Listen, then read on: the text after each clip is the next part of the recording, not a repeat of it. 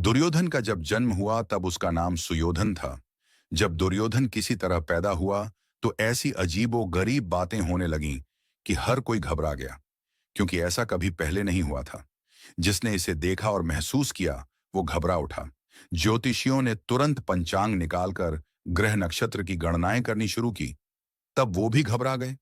उन्होंने हस्तिनापुर के राजा धृतराष्ट्र से कहा कि आप अपने इस पुत्र से पीछा छूटा लें, इसे जंगल में जाकर त्याग दें। ज्योतिषियों ने जिस विनाश की भविष्यवाणी की वो तो हुआ, लेकिन दुर्योधन के जन्म के समय हुआ क्या था? दरअसल ये सब जानने के लिए हमें पूरी कहानी ही जाननी होगी। व्यास ने वर दिया था कि गांधारी के 100 पुत्र होंगे। गांधारी सही समय से गर्भवती भी हो गई, लेकिन जब 2 वर्षों तक किसी संतान का जन्म नहीं हुआ तो सभी को लगा कि ऐसा क्यों हो रहा है। इस बीच कुंती ने युधिष्ठिर को जन्म दे दिया। तब गांधारी ने धृतराष्ट्र को बगैर बताए जब अपना गर्भपात कराया तो देखा कि लोहे के समान एक ठोस मांस का पिंड निकला। वह उसे फेंकने जा ही रही थीं कि उसी समय वहां आकर महर्षि व्यास ने कहा, मेरा कहना कभी गलत साबित नहीं होता। व्यास की सलाह पर गांधारी ने शीतल जल में उस मांस के पिंड को भिगोने के लिए रख दिया। उसे अंगूठे के बराबर 101 भ्रूण अलग हुए। उन सभी भ्रूणों को अलग घी से भरे घड़ों में रख दिया। 1 वर्ष के बाद एक घड़े से दुर्योधन का जन्म हुआ।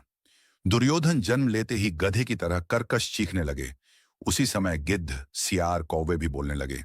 उल्लू भी चीख रहे थे, यानी बहुत अजीब आवाजें आने लगीं। और भी बुरे लक्षण नजर आने लगे। आसमान काला हो गया। कई जगहों पर आग लग गई। ये देखकर हर कोई डर ही गया। धृतराष्ट्र डर गए। जैसे ही धृतराष्ट्र ने डरकर विदुर और भीष्म से पूछा, मेरे पुत्र को राज्य तो मिलेगा ना? उनके ये पूछते ही फिर सियार और दूसरे जानवर चिल्लाने लगे।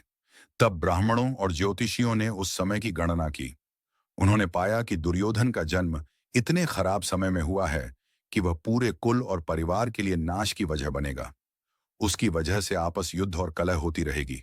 तब ज्योतिषियों ने धृतराष्ट्र को सलाह दी कि इस पुत्र को अपने से दूर कर दीजिए, इसका त्याग कर दीजिए, अन्यथा इसको पास रखने से मुश्किल आएगी।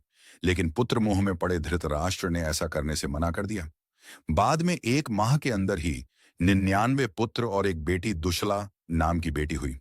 कुछ कथाओं के अनुसार दुर्योधन का नाम जन्म के समय नाम सुयोधन था, जिसका अर्थ होता है एक महान योद्धा। लेकिन बाद में उसने खुद अपना नाम बदलकर दुर्योधन कर लिया। कुछ मान्यताओं के अनुसार दुर्योधन नाम दुर्जय शब्द से बना है, जिसका अर्थ होता है जिसे जीतना मुश्किल हो। ये नाम उसके स्वभाव को दिखाता है, क्योंकि वह बहुत ही कठिन और जिद्दी व्यक्ति था। और वाकई विनाश की वो भविष्यवाणी सच साबित हुई। विदुर की भविष्यवाणी सच साबित हुई, क्योंकि दुर्योधन की महत्वाकांक्षाओं और जिद के कारण महाभारत का युद्ध हुआ, जिसके परिणाम स्वरूप कौरवों का विनाश हुआ।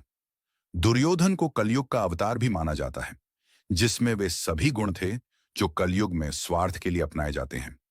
दुर्योधन को अक्सर उसके अहंकार और पांडवों के प्रति द्वेष के लिए जाना जाता है। उस समय के ऋषि मुनियों ने यह भविष्यवाणी की थी कि यह बालक अपने अहंकार, ईर्ष्या और अधर्म के कारण एक बड़े युद्ध को जन्म देगा, जिसमें हजारों योद्धा मारे जाएंगे। कौरवों का अंत हो जाएगा। आखिर में ऐसा ही हुआ। दुर्योधन और भीम एक ही दिन पैदा हुए थे। महाभारत युद्ध कुरुक्षेत्र में 3139 ईसा पूर्व में हुआ। युद्ध के समय भीम और दुर्योधन की उम्र करीब 64 से 65 वर्ष रही होगी। जब पांडवों का वनवास हुआ, 12 वर्ष का वनवास, फन 1 वर्ष अज्ञातवास, तब दुर्योधन की उम्र करीब 85 से 52 वर्ष रही होगी। जब दुर्योधन ने युवराज के रूप में हस्तिनापुर की राजनीति संभाली, तब वह लगभग 30 से 35 वर्ष का रहा होगा। महाभारत में दुर्योधन को मुख्य रूप से एक अहंकारी, अधर्मी और ईर्ष्यालु व्यक्ति के रूप में दिखाया गया है। हालांकि अगर उसके प्रशासनिक कौशल की बात करें तो वह एक कुशल लेकिन पक्षपाती और अत्याचारी शासक माना जा सकता है। दुर्योधन को अपनी क्षमताओं पर पूरा विश्वास था। वह अपने राज्य को मजबूत करने के लिए लगातार कोशिश करता था, किसी चुनौती से पीछे नहीं हटता था। दुर्योधन ने अपनी सेना और मित्र राज्यों से संबंध मजबूत किए। उसने शकुनी, कर्ण, अश्वत्थामा और जयद्रथ जैसे शक्तिशाली योद्धाओं को अपने पक्ष में कर लिया। उसे कुशल रणनीतिकार भी माना जाता है। उसे अपने मित्रों के प्रति खासा वफादार माना जाता है, खासकर कर्ण के प्रति। हालांकि पांडवों को लेकर उसने हमेशा छल कपट का सहारा लिया। दुर्योधन को अपनी प्रजा का उतना समर्थन प्राप्त नहीं था जितना धर्मराज युधिष्ठिर को।